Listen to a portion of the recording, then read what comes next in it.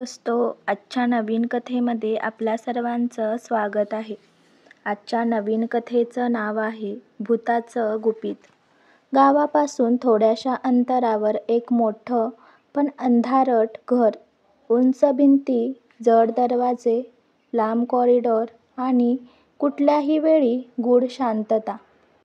गावातल्या लोकांनी या घराबद्दल अफवा पसरवल्या होत्या. त्या घरात भूत आहे. रात्री कोणीतरी हसतं, रडतं, पावलं ऐकू येतात. पण घराचे मालक सामंत कुटुंब तिथेच राहत होते.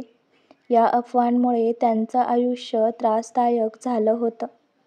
जयंत सामंत घराचा मोठा मुलगा, धाडसी पण तापट स्वभावाचा. मीरा जयंतची बहीण, शांत आणि हुशार. अनघा जयंतची पत्नी, शंका पटकन घेणारी.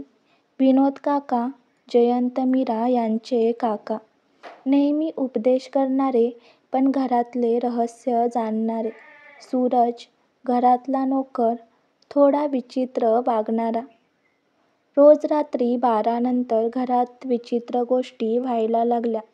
जिन्यावरून पावलं ऐकू यायची, दिवे आपोआप बंद चालू व्हायचे, स्वयंपाकघरात भांडी आपटायची.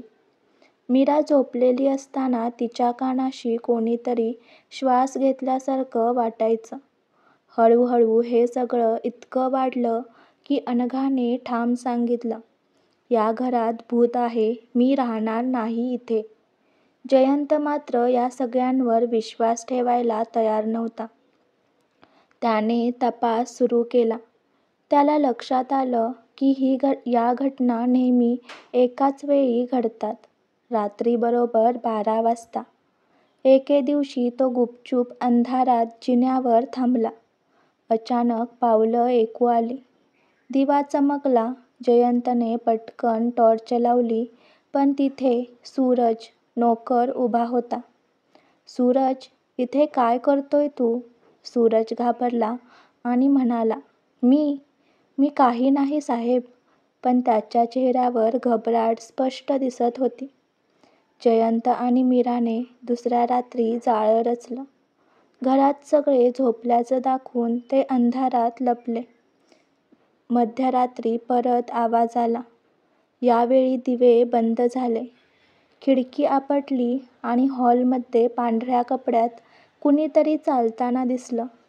जयंतने धाडस करून त्या भुतावर झडप घातली आणि काय आश्चर्य, तो कुणी दुसरा नसून विनोद काका होते. सगळं कुटुंब एकत्र बोलावलं गेलं.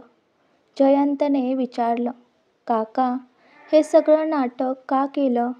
विनोद काकांनी मान खाली घालून सांगितलं, हे घर माझ्या नावावर यावं म्हणून मीच भुताचं नाटक करत होतो. लोक घाबरून घर सोडतील आणि मग मी स्वस्तात विकत घेईन. रोज रात्री आवाज, दिवे, पांढरे कपडे, हे सगळं माझं षडयंत्र होतं. सूरजला मी जबरदस्तीने मदत करायला लावली होती. हे ऐकून घरच्यांना धक्का बसला. जयंतने ठाम आवाजात सांगितलं, आमचं घर भुतांनी नाही तर आपल्या लोभानं त्रस्त झालं आहे. आतापासून घरात कोणी भुताची चर्चा करणार नाही. आणि काका, तुम्ही आमच्या विश्वासाला तडा दिला आहे, पण पुढे असं काही करायचं नाही. मीरानेही हात जोडून सांगितलं, भूत हे फक्त माणसाच्या मनात असतं. खरं भय हे फसवणुकीचं असतं. हळूहळू घरातील वातावरण बदललं. अफवा संपल्या आणि सामंत कुटुंब परत शांततेत जगू लागलं.